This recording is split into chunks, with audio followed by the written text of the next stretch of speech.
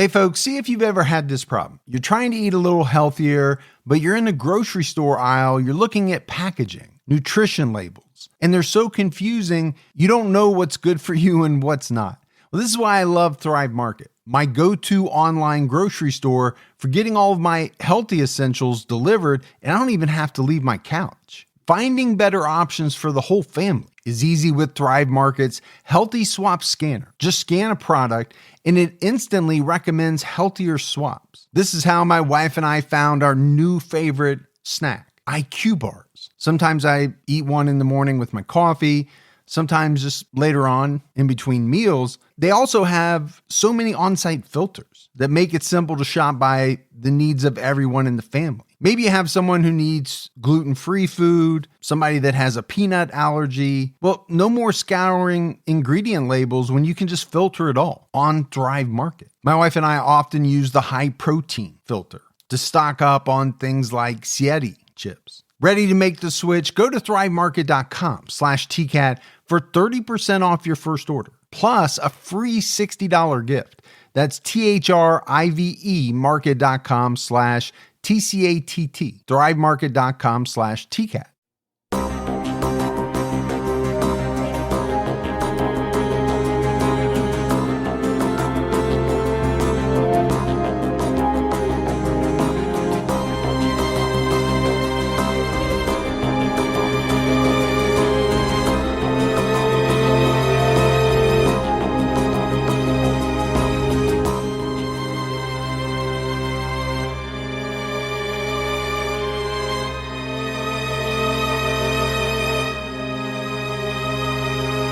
Hello, everyone, and welcome to episode 324 of the True Crime All the Time podcast. I'm Mike Ferguson, and with me, as always, is my partner in true crime, Mike Gibson. Gibby, how are you? I'm doing good, man. How about yourself? I'm doing pretty good. I know you're a little under the weather. A little bit. Your voice is a little extra... Raspy? I was going to say sexy, but if you want to go raspy, I think people are going to think this is sexy Gibby. This is me with yesterday I had no voice. Right. And today it's just a little bit under the weather. Yeah. Hey, let's go ahead and give our Patreon shout outs. We had Chuck Lewis. Hey, Chuck. Moose Corn. Moose Corn? Mm-hmm. Okay. Diana Rhodes. What's going on, Diana? Michelle Ball. Hey, Michelle. Rihanna Clay. Hey, Rihanna. Lisa Michelle. What's going on, Lisa? Atlas Azriel. Well, thank you, Atlas. Matthew Henry. Hey, Matthew. Dave Souza. What's going on, Dave? Jacob Miguez. Hey, Jacob. Stacy Hauk jumped out at her highest level. We say house? Hauk. Oh, hey, Hauk. Kelly Mashford. What's going on, Matchburg? Kim Smythman. Hey, Smythman. Kobe Crook. What's going on, Kobe? Amanda Meyer. Hey, Amanda. Christopher Barnett. Hey, Christopher. And last but not least, Kimberly Preston. Thank you, Kimberly. And then if we go back into the vault, this week we selected Colette Marsh. Well, thank you, Colette. Yeah, we appreciate the new Patreon support, the continued support. We also had some great PayPal donations. Probably the biggest one we've ever had from Jana Bauernfeind. Well, thank you, Jana. We had donations from Gail Wilson. Hey, Gail. Jesse Kruger Automotive Repair. Well, thank you, Jesse. And Mary Zano. What's going on, Mary? So appreciate all of that.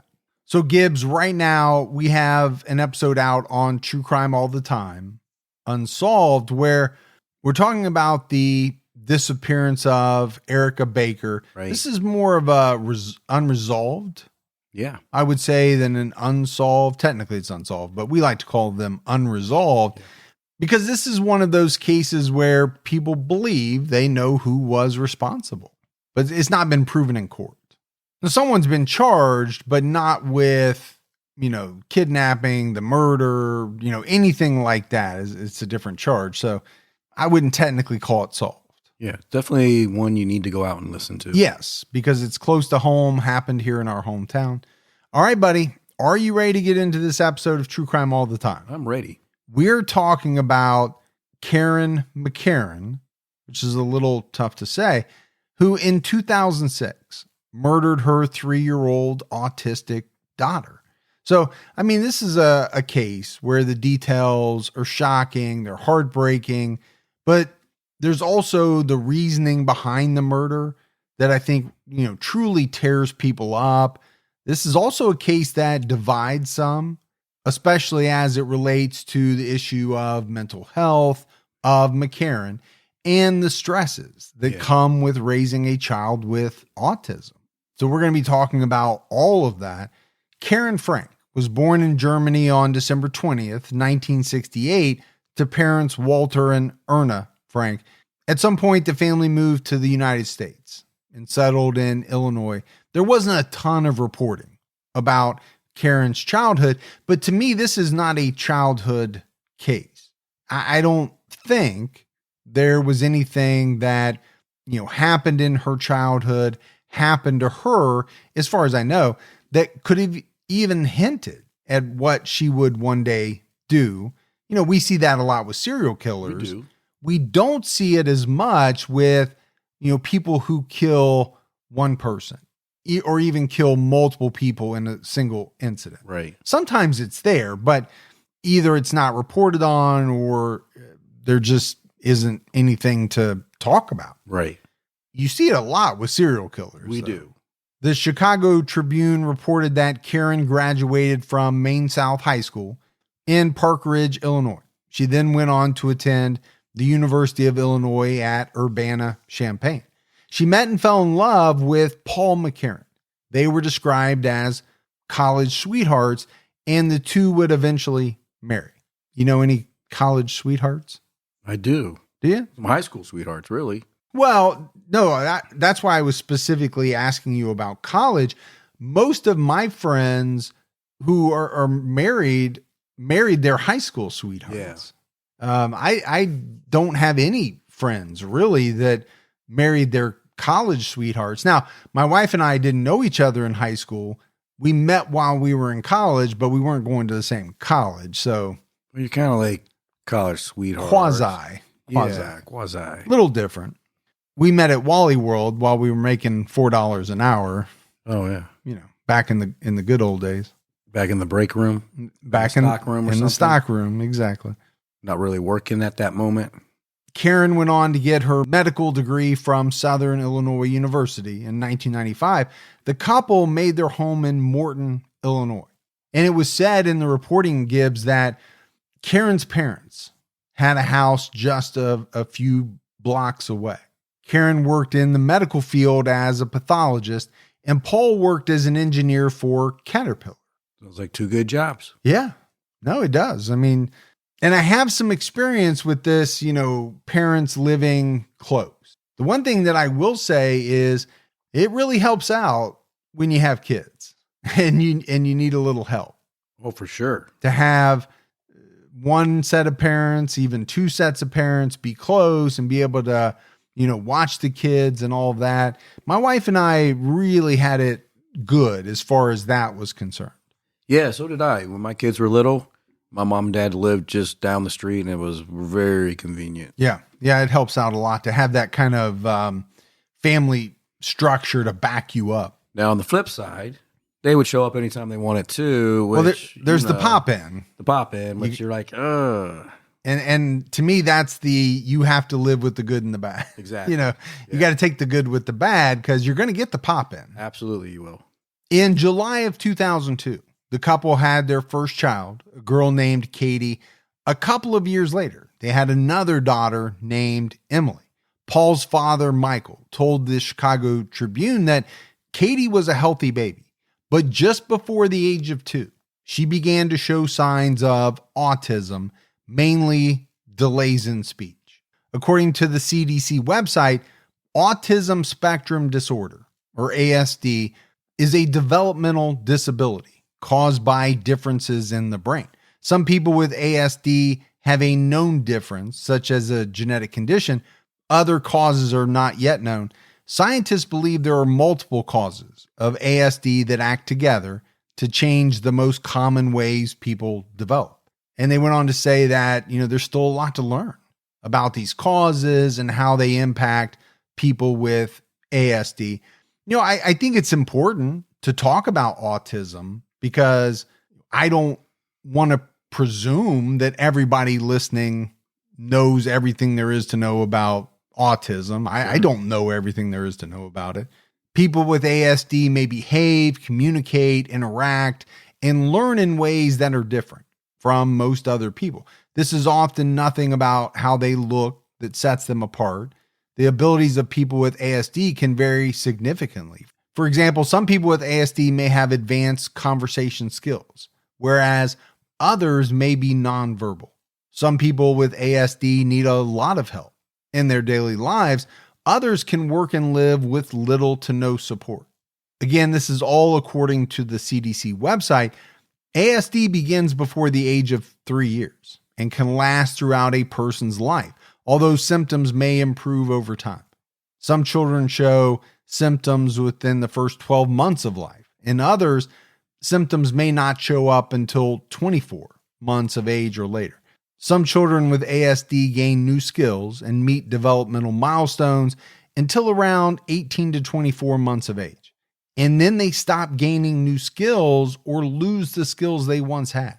As children with ASD become adolescents and young adults, they may have difficulties developing and maintaining friendships, communicating with peers and adults, or understanding what behaviors are expected in school or on the job. They may come to the attention of healthcare providers because they also have conditions such as anxiety, depression, or attention deficit hyperactivity disorder, which occur more often in people with ASD than in people without it. People with ASD often have problems with social communication and interaction and restricted or repetitive behaviors or interests. They may also have different ways of learning, moving, or paying attention. So, these characteristics, these things that we've talked about can make life very challenging. But the CDC was quick to point out that it's important to note that some people without ASD might also have some of these same symptoms. So no doubt, Gibbs, I think when you look at it as a whole, autism presents challenges, not only for those who have it, because obviously it does, Sure. but also challenges for the parents of children with autism.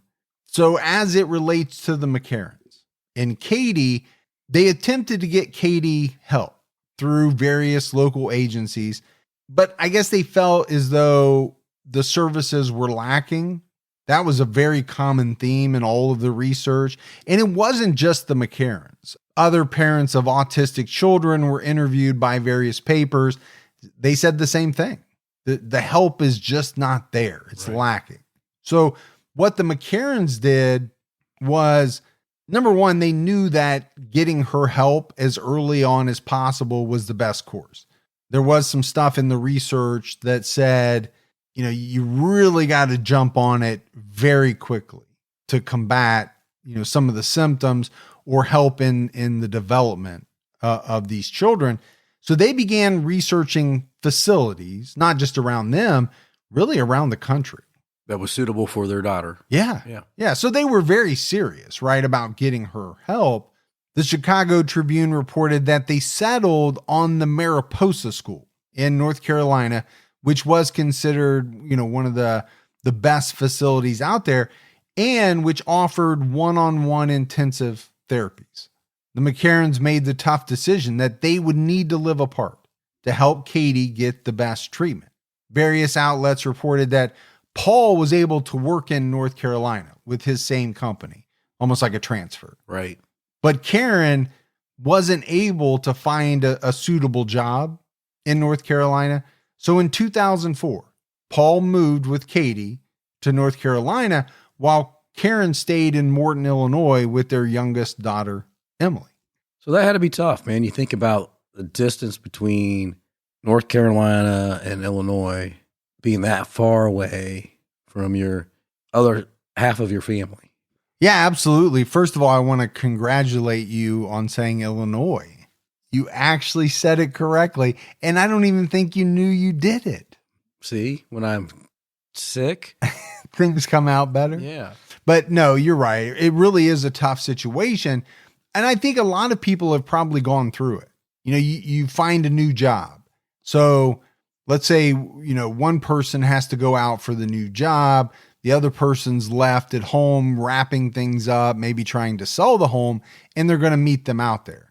Okay, that's a tough situation. If you have kids, probably makes it even tougher. Yeah. But now we've got not only kids, but Katie who's, dealing with autism, and Paul on his own trying to take care of Katie. I think it just be rough because you don't have your full support system. Yeah. I think anytime you don't have it, that it's going to be rough. And then you have the additional expense, right? I mean, you're maintaining 2 households, really. Yeah. 2 payments, 2 rents, whatever it is, and then utilities and food and all of that. So things went on like this for almost 2 years until Paul brought Katie back to Illinois in May of 2006. There was a lot of confusion in the reporting. Most of it talked about the fact that he had to go back to North Carolina to wrap things up so that he could then eventually move home for good. Some of it said he and Katie moved back at the same time, but I don't think that's true. But either way, it wasn't long after Katie got back to Morton and before Paul could return that she was dead. So a lot of the following information comes from court documents. On May 13th, 2006, Karen and her mother, Erna Frank, were at the McCarron house in Morton, Illinois, with Karen's 2 daughters, Katie and 2-year-old Emily. Karen spent about an hour at work that morning. When she returned, she fed her daughters. After lunch, Karen put Emily down for a nap. But rather than put Katie down for a nap as well, she decided to take Katie for a car ride to calm her down. Now, her mother, Erna, later testified that it didn't appear to her as if Katie needed to be calmed down. Karen then drove Katie to her parents' home, which, like we mentioned, was just a few blocks away. Given that Erna was at the McCarron house and Erna's husband was in Germany, Karen knew that no one would be there at the Frank house. Karen parked inside the garage, closed the garage door, and took Katie inside the house. And it was inside that house that Karen suffocated Katie by placing a white plastic bag over Katie's head. Makes me feel really sick. Well, it's heartbreaking.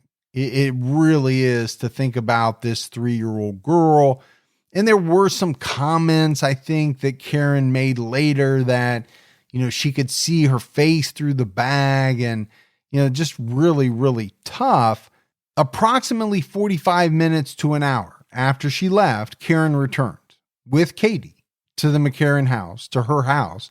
Karen carried Katie into the house, past a number of family members, and then carried her upstairs to bed.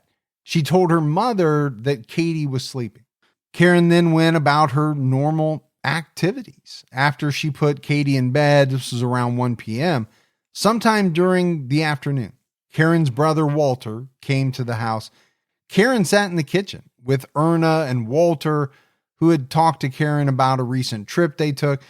While Karen didn't talk a lot, neither Erna nor Walter later said they noticed any irrational behavior or incoherency or really anything wrong with Karen. So it really didn't have an impact on her, what she did. Well, obviously they don't know that, 3-year-old Katie is upstairs already dead. Right.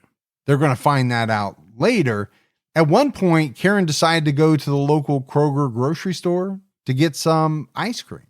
After getting the ice cream, she drove back to her mom and dad's house and decided that she needed to get the bag she used to suffocate Katie. She took that bag to a local gas station and threw it in a garbage can.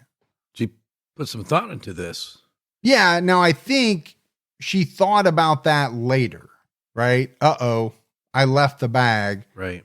I need an excuse. The excuse is going to be, I need to go get ice cream. But really what I'm doing is making time for myself to go get this bag. Around 4 p.m., Karen said she was going to go upstairs to check on Katie because Katie didn't normally nap that long. And Karen screamed when she went into Katie's room and she told Erna and Walter that Katie wasn't breathing. Karen's brother, Walter Frank, was the one who called 911. On that recording, which was later played at trial, Walter tells a dispatcher that a 3-year-old is not breathing and that my sister is performing CPR on her. So we know what's going on, but nobody else does, right? At this point in time, all they know is that this young girl is not breathing. Yeah, she's in distress. That's all they know. When the police and paramedics arrived, Karen told a police officer that she found Katie not breathing. The officer described Karen as coherent and conversational. Karen and a paramedic attempted unsuccessfully to resuscitate Katie. The paramedic described Karen as unusually calm for the situation. She was quick to respond to questions and she answered them in an orderly fashion. So, I think this stood out to first responders. Well, I bet. They go to a lot of scenes. They see how people act. Now, she was a medical professional, but this is her 3-year-old daughter. To me, it's one thing to, keep your composure and a brave face when you're dealing with somebody in a clinical setting or something like that. Can you do that same thing, or would you do that same thing if it was your own daughter inside your home? I would expect that she would be upset. Me too. And I think the first responders did as well. It's why they pointed it out. How many scenes do they go to? I think they can see when someone's not acting the way that they normally see people acting in a given situation.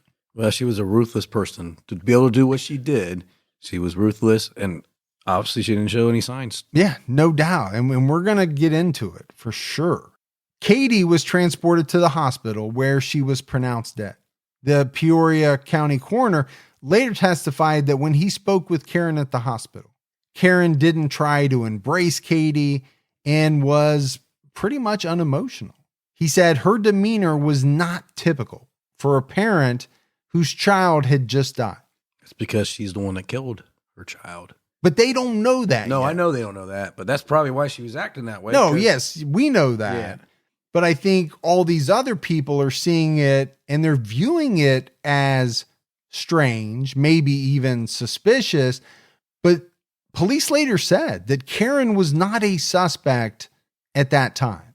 They had no reason to believe that she had killed her daughter. They just thought she wasn't acting the way that most people would act. Yeah. Obviously, it raised concerns. Well, I think especially it did later on, because a lot of these people, probably said some of these things later on. It came out at trial. But at the time, with her not being a suspect, I don't know how much concern was raised.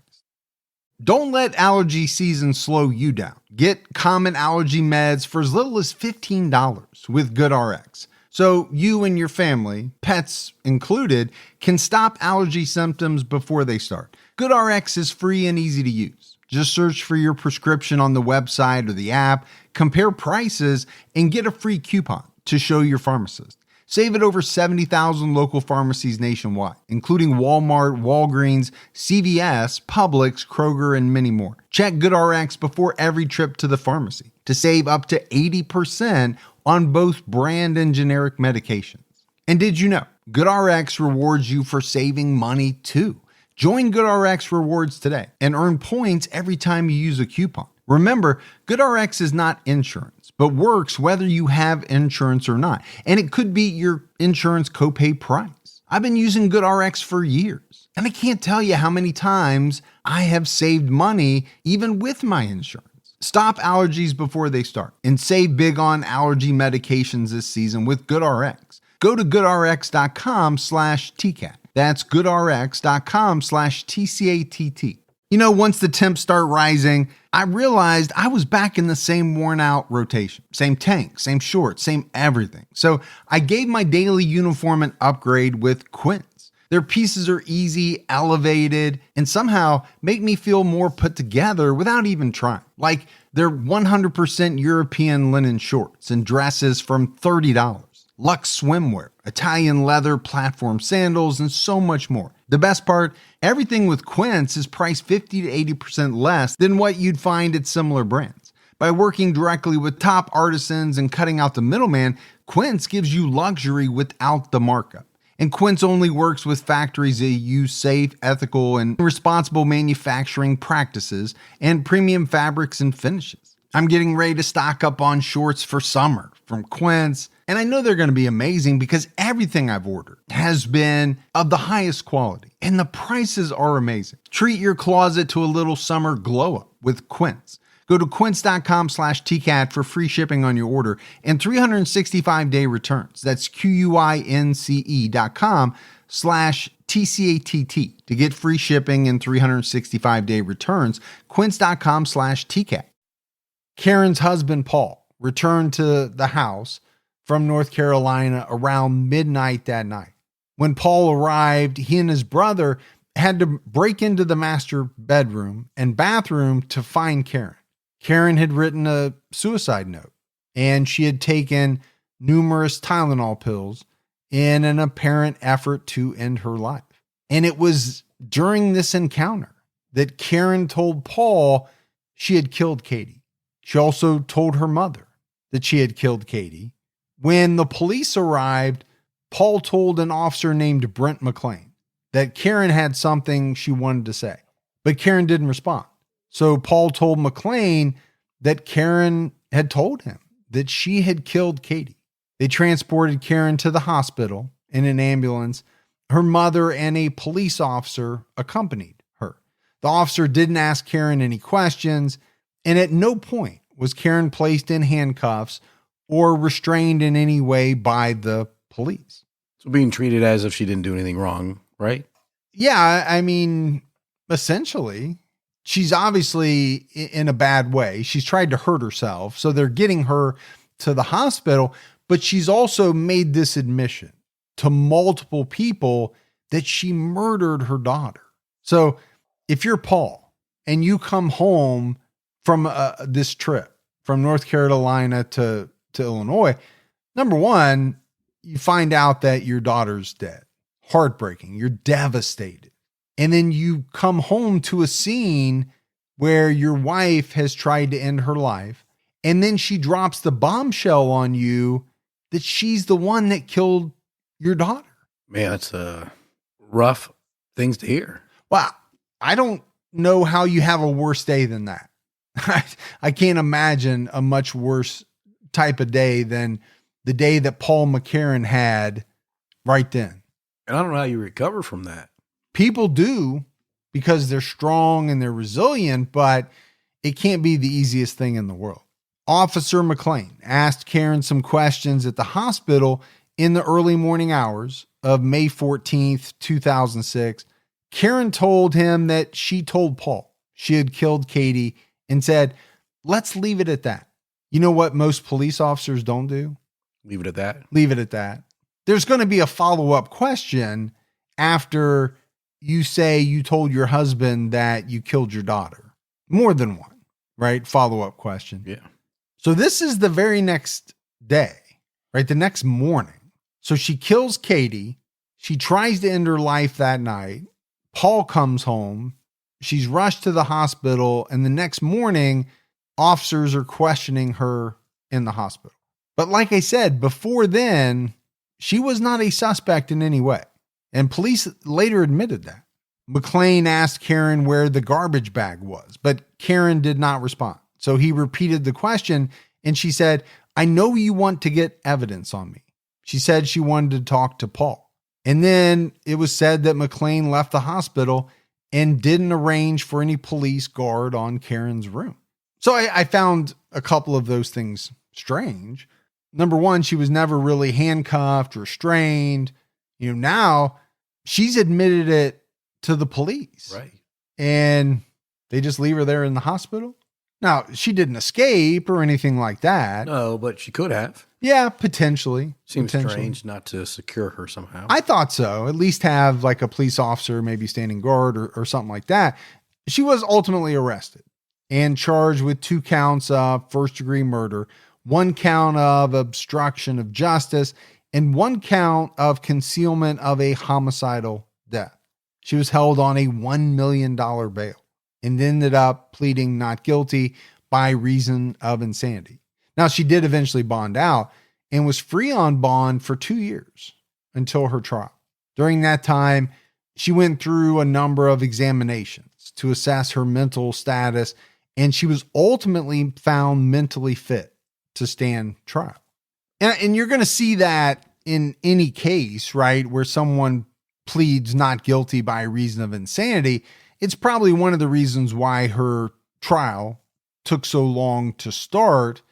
You got to go through all those examinations. Number one, you got to figure out first and foremost if the defendant is even fit to stand trial. Well, that's true. Because that's a separate issue. Yeah. The jury's going to have to figure out if they're not guilty by reason of insanity or guilty or whatever. But a person has to be deemed mentally fit to stand trial before it can even start. Before you can even get to that spot. Right. Yeah. So when all of this came out, because we just kind of did the timeline, it all happened very quickly, right? From the time of the murder to, her confessing. So obviously it's going to hit the papers, and it sparked a pretty heated debate. Papers reported many quotes from parents with autistic children saying that they understood what Karen McCarron was going through. Now, obviously, they all said that they didn't condone what she did, but they understood the stressors that she was dealing with because they dealt with them as well. The Chicago Tribune printed a quote from a woman named Lori Hislop, who served on the board of a Chicago autism support group, where she said, "We're not saying this was right in any respect, but we understand how she got to that place. We've all been either at that place or near it, but by the grace of God, we chose differently." And I specifically wanted to put this quote in there because it really jumped out at me. We understand how she got to that place. To what place? The place where she murdered her 3-year-old daughter? I don't know how you can understand that. Now, and then take it a step further. We've all either been at that place or near it. So she is saying that all these parents have been either at the point where they were ready to murder their children or near it. I just thought it was a very strange quote. And I don't know if that's what she really meant. It's kind of hard to believe that that's what she really meant. It's what it sounds like. I think she was better off if she would just say something like, they get on my nerves. Well, or it's tough. Yeah. It's tough being the parent of an autistic child. I can understand that. There's things that you have to deal with that parents of children without autism, let's say, don't have to deal with as much or as constant or at all. True. So if you say, I understand how she was really stressed or something like that, I get that. But if she's really saying, I understand how she got to that place, that's a tough one. Yeah, I agree with you. Some people wrote editorials accusing people of exploiting Katie's death to further their own agenda or their group's agenda. And really what I saw was a lot of people in support of more financial backing or more resources to help with children with autism, kind of using the death of Katie, as an outcry for needing this. And a lot of people didn't like that. I'm not saying they were wrong in what they were saying. I'm sure more resources were needed. Right. What I'm saying is people got upset that they were using the fact that this mother killed her child to promote the idea that more resources were needed. I can understand why the people were upset that were writing it. I mean, really, I can understand both sides in it, but I don't agree with what the first group was doing that was trying to capitalize on Katie's death. Yeah, I don't know. I mean, I'm sure they saw it as an opportunity maybe to emphasize the needs that existed for children with autism, but no doubt some people had a very big issue with it. One of those individuals was Katie's grandfather, Michael McCarron. He told the Chicago Tribune, Karen had a lot of resources and help with Katie, whom he described as a happy, endearing child who loved to swing and play in the grass and would line up her Teletubby dolls so that they could kiss each other. He went on to say, this was not a question of there's no place to turn. There's no support. This was not a murder about autism. And he said his grandfather's death should not be used to educate people on the stresses of autism. So you can tell he was definitely in that camp. Oh, yeah. And he was pulling no punches whatsoever. But it's also quite endearing to hear him describe Katie. There's not a ton out there about her because obviously she was only 3 years old. Yeah, really not much to talk about at that point. She hadn't lived.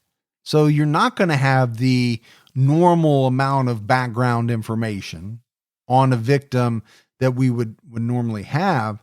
39-year-old Karen McCarron's trial began on January 7th, 2008, and the jury of 8 men and 4 women was faced with a big question. Was she legally responsible for her actions or not? Because we already said she had pleaded not guilty, right, by reason of insanity. So it's going to be up to the jury to decide her fate. The prosecution contended that Karen was a woman who killed her child because she no longer wanted to deal with her autism. The Associated Press reported that the defense told jurors that mental fitness would loom large in the case. She is a woman who has dealt with life stresses. What we have to ultimately remember is what happened on May 13th and what her state of mind was on that day, not what her state of mind was 3 weeks before or after the crime.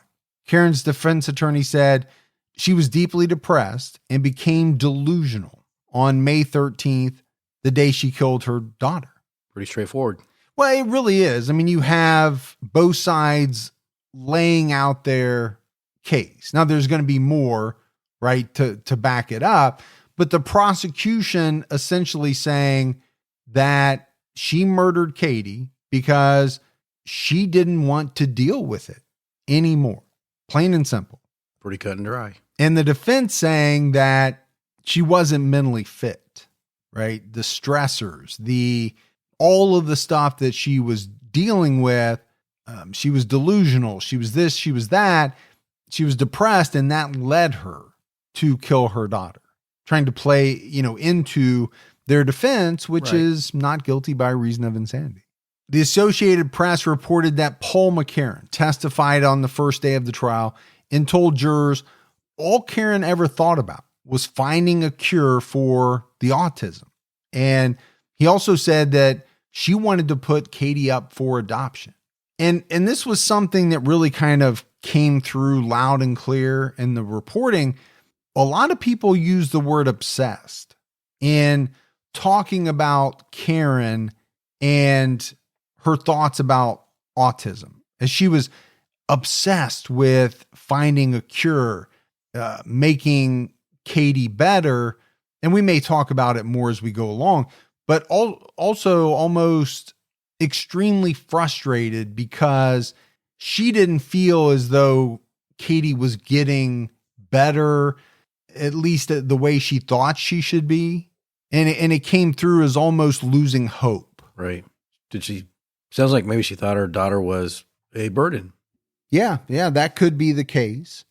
And if you couple that with this notion that she's frustrated that Katie's not making progress, then can you make the connection that the burden is going to last forever because it's never going to get any better?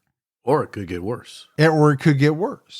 And there were some people that Karen talked to this about. Some of them come up at trial. Paul also testified that when he returned home after Katie died, he found his wife locked in a bathroom.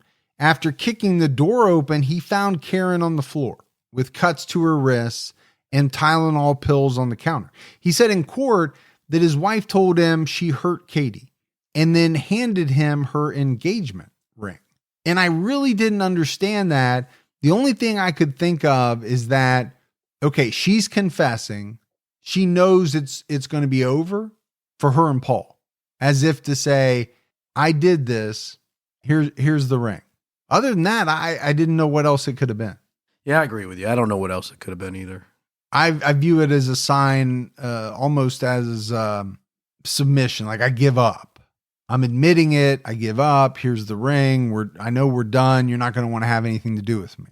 The Associated Press reported that Karen's father-in-law testified at trial that she called him after trying to take her life and said she thought her life would be perfect without her daughter. Can you imagine? No. Anyone, any parent saying, not only that my life would be better without my child, my life would be perfect if my child was no longer alive. I don't know how you could say that. To anyone. Right. I don't even know how that thought enters your mind, to be honest with you. And if it did, who in the world would verbalize it? Well, a person who would murder their own child. Yeah, that's who. Yeah, it definitely sounds like maybe she had some mental health issues. Yeah, and it's something that's going to keep cropping up and something we'll have to talk about. Another witness, Judy Rode, testified that she and her husband, a minister, met Karen through a church function in 2005. She said that Karen called her several times on the day of her daughter's death and said, I did a very bad thing. And then she said, I killed Katie. So again, she is confessing to a number of people. Both of these people described Karen as very calm during these phone calls. Again, that stands out, right? In every situation, whether it's dealing with first responders or the police or admitting to people that you killed your daughter, you are extremely calm and composed. That's not normal. No, that's not what people want to see at this moment. Or expect to see. Exactly. And especially later on, when they find out the truth, what really happened, those interactions are going to stand out. They're going to come back to them and think, ooh, that's strange now, knowing the facts. You know, even the smallest step forward can make a big difference in your financial future. When you open a Chime checking account, you're one step closer to a better financial future with no maintenance fees, fee-free overdraft up to $200, or getting paid up to 2 days early with direct deposit.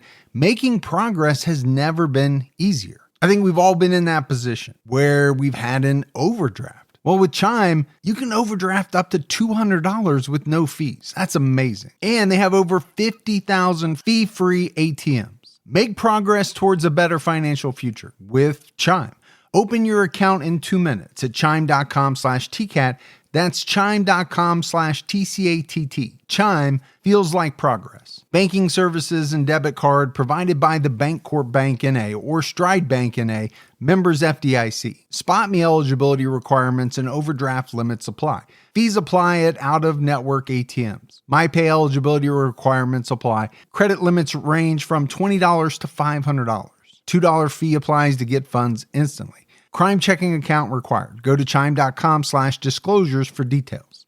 True Crime All the Time is sponsored by BetterHelp. You know, folks, therapy can feel like a big investment, but let's think about the state of your mind. It's just as important as your physical health. Traditional in-person therapy can cost anywhere from $100 to $250 per session, which adds up really fast. But with BetterHelp Online Therapy, you can save on average up to 50% per session. With BetterHelp, you pay a flat fee for weekly sessions, saving you big on cost and time. And you get quality care at a price that makes sense and can help you with anything from anxiety to everyday stress. Your mental health is worth it, and now it's within reach. I've used the BetterHelp service for years, and I love the fact that, I can connect with a therapist in a comfortable spot in my home on my laptop. With over 30,000 therapists, BetterHelp is the world's largest online therapy platform, having served over 5 million people globally. Your well-being is worth it. Visit BetterHelp.com/TCAT today to get 10% off your first month.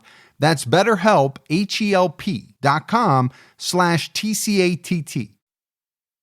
There were a number of witnesses who testified that they had conversations with Karen before the murder, where she expressed frustration with Katie's progress.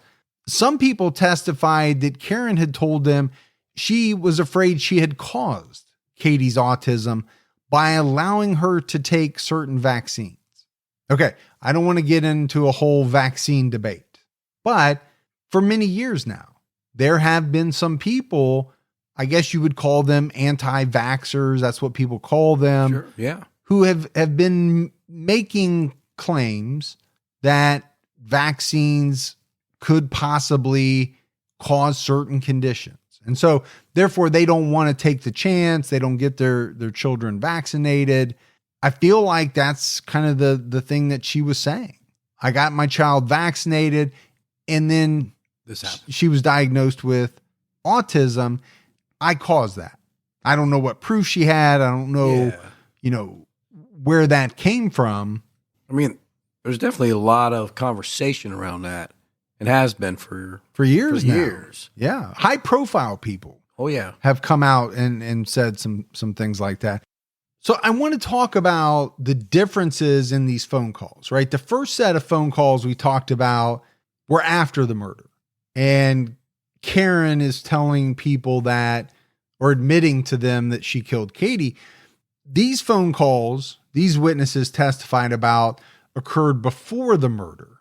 So, they're giving a glimpse of her kind of state of mind prior to the murder. And that's where you get this frustration with Katie's progress that I talked about. That was a big thing. It came up a lot in many different articles that she expected, this is what I took from it, she expected Katie to be making much more progress than she was. Mm-hmm.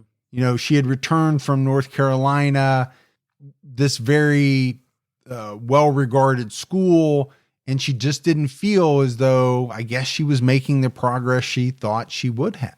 And, then this talk about her believing that maybe she caused her autism by allowing her to get vaccinated. Now, obviously, these are very different types of calls because beforehand you're listening. Okay, she's frustrated. She thinks maybe the vaccinations were a bad idea, but I can't imagine there were any alarm bells going off to these people. No, I wouldn't think so. Not to the point where you would be overly concerned and think you need to reach out to somebody. That's the thought that was going, through my mind. Now, obviously, the other calls are much different because she's admitting to murder. According to court documents, evidence was introduced that indicated that Karen suffered from depression. In 2005, she began seeing a psychiatrist to help her with severe depression. She was placed on several different medications. She stopped seeing that psychiatrist in early 2006. And it was reported that she also stopped taking her antidepressants. For some, that's a okay thing to do, but most people probably not. No, I would say from my experience and the people who I know who take different forms of medications, stopping abruptly or even missing doses can have a really bad effect on some people. Karen also stated that she had been having homicidal thoughts with regards to Katie at various times over the past year. And she took the stand during her trial, which I thought was strange. I always think it's strange. Most people don't. You and I talk about it quite a bit. On the stand, she testified that she made a brief attempt at suffocating Katie with a pillow on May 10th. So that would have been about 3 days right before the actual murder. But she said the incident only lasted a few seconds. So she didn't have either the willpower, or her daughter could have said something that could have shook her off from doing what she was doing. Who knows? Yeah, I didn't get any more around it. But there's two things there. She thought about killing Katie at different times for a year before she actually did. And then she made an attempt. She called it a brief attempt to suffocate her with a pillow. A defense psychiatrist named Joseph Glenmullen testified that Karen was severely depressed and guilt-ridden the day she killed Katie. He said Karen was severely obsessed with the idea, and she believed it, that she caused her daughter's autism. Even if she did, doesn't give her the right to kill her kid. No, definitely doesn't. But I think this is all playing into what really was the state of her mental health. Depression, anxiety. This guy saying guilt-ridden over, her thinking that she caused the autism. She's frustrated with the fact that Katie's not making progress. Right? We're getting bits and pieces of kind of maybe what her mental health was at the time. Court records indicate that Glenmullen was of the opinion that Karen's depression developed into psychotic depression in 2006, as evidenced by her delusional thoughts, such as a statement that Karen made on the stand, which was that she believed she was killing autism when she killed Katie. Dr. Glenmullen acknowledged that the psychiatrist Karen had been seeing from about August 2005 to February 2006 didn't observe any delusional thinking in her. The state presented Dr. Terry Killian, a psychiatrist who was of the opinion that Karen suffered from recurrent major depression. However, his opinion was that there was no evidence of psychosis in Karen. Dr. Killian disagreed with Dr. Glenmullen's opinion that Karen suffered from delusions, stating that her comment did not fit the definition of delusion as a fixed false belief. Also, Dr. Killian found it significant that Karen's statements about autism were usually about how the autism affected her rather than Katie. And that's kind of interesting, when you look at it that way. And it does seem to be true from all the statements and the research and what people, who knew Karen and talked to her later said. It was always her telling them how bad it was for her. Yeah. And obviously it couldn't have been a piece of cake for Katie. I'm sure it was very tough on her. But here's a woman, a mother, who doesn't seem to care as much about that. No, she doesn't. She cares about how it's affecting her. She put herself in front of her child. Exactly. So I mentioned it, right? Karen got on the stand, testified that she believed Katie was freed from autism when she died. On cross-examination, she described the events surrounding Katie's death. She explained that she was standing behind Katie when she placed the bag over her head. She forced Katie to her knees and Katie to lay down. Karen scrunched up the bag around Katie's neck, and Katie stopped moving after a few minutes. Karen also admitted that when she returned to her home, she wanted to give the impression that everything was normal. So there's really no information here that we didn't already know. She's maybe filling in a little bit more of the details. And, I said I was surprised that she took the stand. But I think we have to view this in the light of her pleading not guilty by reason of insanity, right? It's not up for debate as to whether or not she killed her child. Right. That part's out in the open. Nobody's disputing that fact. So she's not going to trip herself up and get caught up in a Perry Mason moment, I gotcha type moment. So maybe it does make a little more sense in those cases for a defendant to take the stand, because she's able to say some things here that could possibly make the jury believe that she wasn't in her right mind. You're saying things like you believe you killed autism when you killed your child. Yeah, which is not the case. Well, it's not the case. But if you really did think that, maybe you weren't in the right state of mind. Exactly. Karen also stated that when she was sitting in the kitchen with her mother and brother, she remembered that she had left the garbage bag at her parents' house. She thought it would be better to dispose of the bag at a local gas station. So she told her mom and brother she was going to get ice cream. She also admitted that she knew her attempts at resuscitating Katie would be futile. She knew she was dead. She was going through the motions to make it appear as though she was a concerned mom. She said it herself. She was trying to make everything appear normal. And I'm sure she thought it would help deflect suspicion away from her. Yeah, and I think that's kind of all of it, part of the everything is normal thought pattern. Now, we'll debate this mental health issue, right, after we find out how the jury ruled. Sure. The one thing that I will say is where we are now.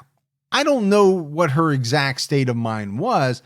What I will say, though, is she was very calculating, right? Going to a place that she knew no one would be at to kill her daughter, bringing her back and carrying her upstairs as to make it look as though she was sleeping. And then for whatever reason, she didn't wake up. She was dead. Thinking consciously about it, that I got to go back and get this bag and dispose of it. Yeah, I think you have to factor all that in as well. Now, another really damning piece of evidence against Karen was a videotaped interview that she did with police 2 days after the murder. According to court documents, during the interview, Karen stated that the decision to kill Katie came to her while on the afternoon drive. She stated that she just wanted autism out of my life. She thought she might be able to cure Katie by killing her, and that maybe in heaven she would be complete. She put the plastic bag over Katie's head because, again, she said she wanted a life without the autism, and said that to get rid of it, I had to kill the child. She knew that Katie was dead, but when she arrived back at the McCarron house, she told Erna that Katie had fallen asleep. When she devised the plan to dispose of the plastic garbage bag, she thought that she could get away with the crime. So, this is on videotape. Right. Officers are asking her questions. She's giving this information. When you say, again, I thought I could get away with this. Sounds pretty premeditated. It does. It doesn't fit with the not guilty by reason of insanity defense in my mind. She sounds really selfish. Oh, I think says, extremely selfish. I want autism out of my life. Not that I want autism out of my daughter's life, right? I mean, she's thinking only about her. Now, she did say that she thought by killing Katie that in heaven she would be complete, that Katie would be perfect, maybe. She doesn't use those words, but that's kind of the way I say it. But I think what you're pointing out is even more important. I just wanted autism out of my life. Yeah. Which means in order to have that, I have to have Katie out of my life. Yeah. She never says I want it out of Katie's life or I want it out of mine in Katie's life. It was only about her. Right. So I think you bringing up the selfishness is spot on. So one thing I did find very interesting is that the Associated Press reported that during the trial, the prosecutor asked the judge to instruct the jury that Karen's, what he called open displays of rocking and contorting her face during testimony were not evidence. So apparently she was really animated during parts of the testimony, so much so that this request was made by the prosecutor. I know, Gibbs, we've covered a number of trials, and I'm not sure I've ever heard of that. There have been a lot of people who have made commotions, tried to disrupt trials. Yeah. But I can't remember a case where a prosecutor had to ask the judge to instruct the jury that a defendant's animations were not evidence. My only thought is that someone is saying something on the stand that she doesn't like, so she's making a bad face. So the prosecutor doesn't want the jury to take that as she's non-verbally disagreeing with that testimony. Yeah. What else could she hope to gain? I don't know. Now, the rocking Could be nervousness. It could be, a tick. It could also be put on. I think you have to say that. On January 17th, 2008, the jury came back with a guilty verdict against Karen McCarron. I haven't said it before, but that name's kind of hard to say back to back. Did I say that in the beginning? You did. Oh, okay. It is kind of hard to say. That's why I don't say the whole name all that often. The jury deliberated for 9 hours over 2 days, ultimately concluding that she was not insane when she killed her daughter. Sin News Now reported that Assistant State's Attorney Kevin Johnson said McCarron also failed to talk about her struggles with mental illness on the stand. He said, the fact that she did take the stand didn't surprise me. What did surprise me was that she never explained or never went into any detail or depth about her mental history or condition while she was on the stand. And you would have to think that is strange. I think you have to.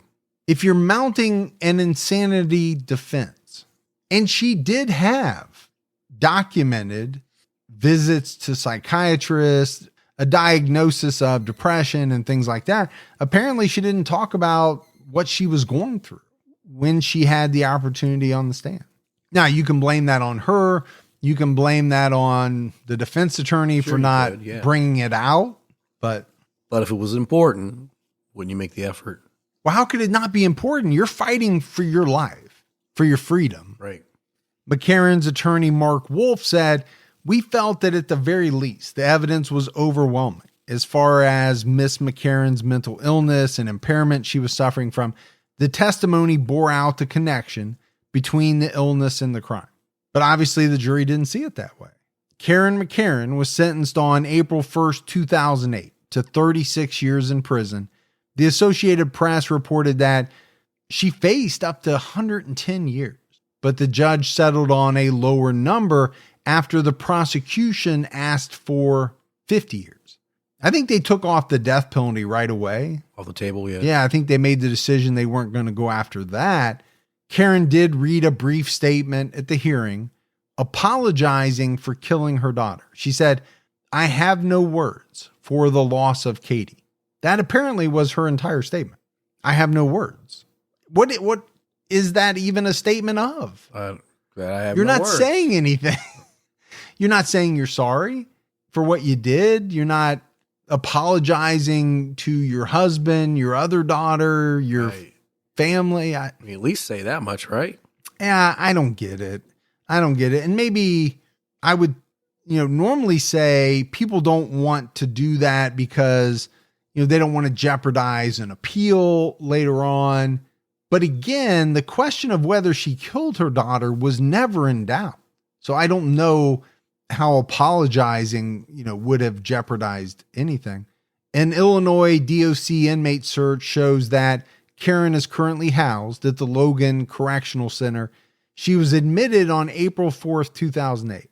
Her projected parole date is November 6th, 2043. And her projected discharge date is November 6th, 2046. Yeah, that's a long way to go. It is. I mean, I think she's about 55 years old or so now. So she would be close to 80 when released if she's not paroled early. Well, I think she's where she needs to be. I don't know how a mother could do something like this. I know we've covered cases before where a mother has taken a child's life. Mm-hmm. I just can never understand it. No, it's always hard to figure out. And, maybe, I don't know if this is any different, but not only a mother, but a medical doctor. So this is someone who takes a pledge to do no harm. Right. To anyone, let alone your own flesh and blood. The question that I have, and I think a lot of people will have in a case like this, it's not that what she did wasn't wrong. Everybody knows that. It's what role did mental health play in all of this? If it did, was she mentally ill, and did, a mental illness have something to do with what she ultimately did? Or did she want to be free of the burden of her 3-year-old daughter who had autism, and the insanity defense kind of came in later, and some of the stuff came in after. That's always the kind of the question that I have in these cases that involve possible mental illness, and then therefore looking into how it affected what the person did. I mean, you kind of want her to have a mental illness because it's the only way it helps with you reasoning or trying to make any sense of it whatsoever. Yeah, because outside of that, and that's not a great answer to it. No. But it's better than saying she was just a selfish person that put herself above her child because she just didn't want to deal with the day-to-day activities of a child that has certain needs. Yeah. I mean, I don't think either of them are great, but one of those is a little bit easier to understand than the other. Yeah. There are individuals who have certain mental health issues that cause them to do things that they wouldn't have normally done. If you couldn't handle it, why didn't you talk to your husband about it?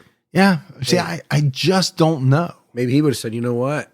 I'll deal with it. You can't deal with it. I'll deal with it. Let's go our separate ways. Yeah. I'll take the girls, or at least I'll take Katie. Yeah. And she didn't give anything a thought besides herself. No, one of the things that keeps jumping out at me is Paul saying that she wanted to put Katie up for adoption. To me, that kind of screams I want her out of my life, I'm selfish, right? More than it does I'm mentally ill. Yeah, I mean, it's saying she can't handle her child for whatever reason. But again, she had other options that she chose not to even look at. Yeah, and I think you really got that from Paul's father. You know, he talked a lot to the Chicago Tribune. One thing I didn't mention that I saw in the research is that I think there were 2 full-time caregivers for Katie. So they had a lot of help. Yeah. And I think that's what he was saying as well. Not to mention the fact that, like we said, they lived like a block or 2 away. They were probably helping all the time. Yeah. It wasn't a lack of help. Now, I'm sure it wasn't a piece of cake. And I know there's a lot of parents probably listening that may have a child with autism who are saying the same thing. It's a lot of work. It's a lot of work. It's hard. But I don't know how many of them are saying what that one lady said in that quote, which is, yeah, at times we've all been at that point where we've thought about killing our children? I can't imagine that. I can't either. But, you know, the jury listened to everything. They made their decision, and they just didn't believe in her claim of, you know, not guilty due to insanity. Yeah. But that's it for our episode on Karen McCarron. We got some voicemails, Gibbs. You want to check those out? Let's hear them. Hey, guys. This is Brian from Georgia. I just want to let you know that all your talk about K-Bar caused me to order one. And the knife came in, and I showed it to my wife, and I'm like, it looks a little sharp, and I brushed my arm, and it shaved a streak on my arm. She giggled about it. I'm like, well, I don't know what I'm going to do about that.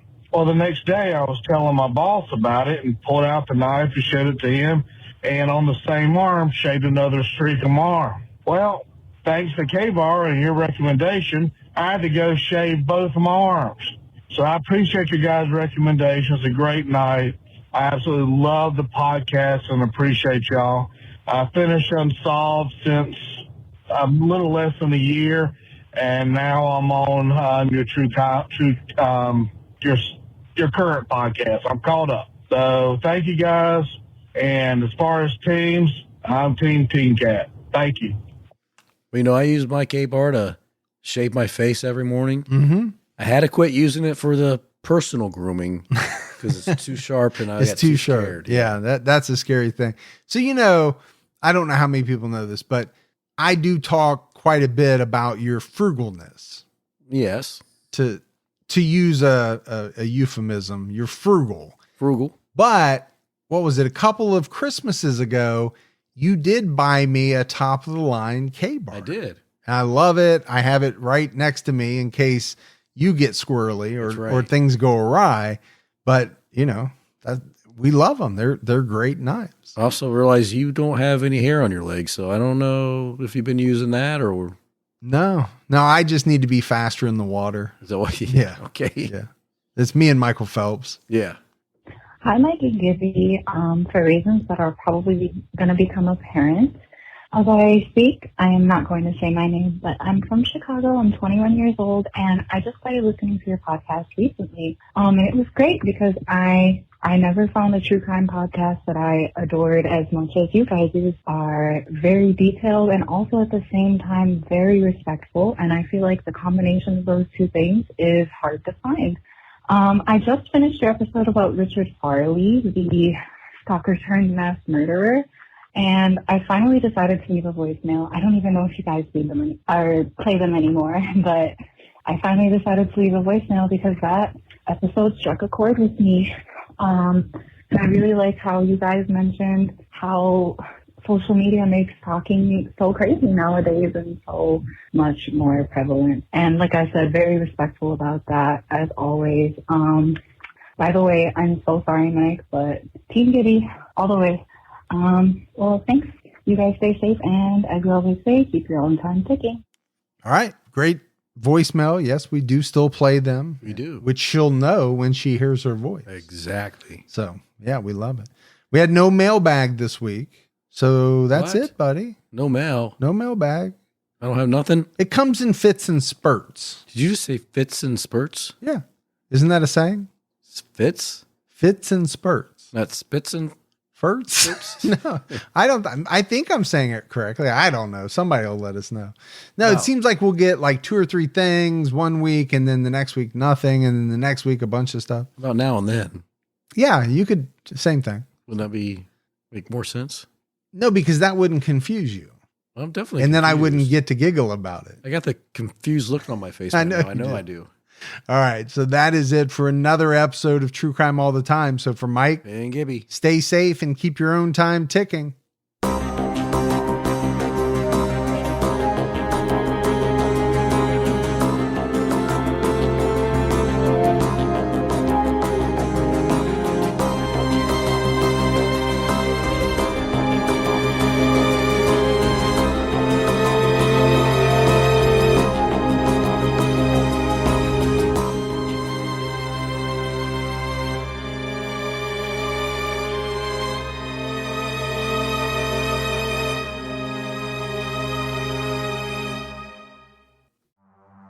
In the early hours of December 4th, 2024, CEO Brian Thompson stepped out onto the streets of Midtown Manhattan. This assailant pulls out a weapon and starts firing at him. We're talking about the CEO of the biggest private health insurance corporation in the world. And the suspect He has been identified as Luigi Nicholas Mangione. became one of the most divisive figures in modern criminal history. It was targeted, premeditated, and meant to sow terror. I'm Jesse Weber, host of Luigi, produced by Law and Crime and Twist. This is more than a true crime investigation. We explore a uniquely American moment that could change the country forever. He's awoken the people to a true issue. Finally, maybe this would lead rich and powerful people to acknowledge the barbaric nature of our healthcare system. Listen to Law and Crime's Luigi exclusively on Wondery Plus. You can join Wondery Plus in the Wondery app, Spotify, or Apple Podcasts.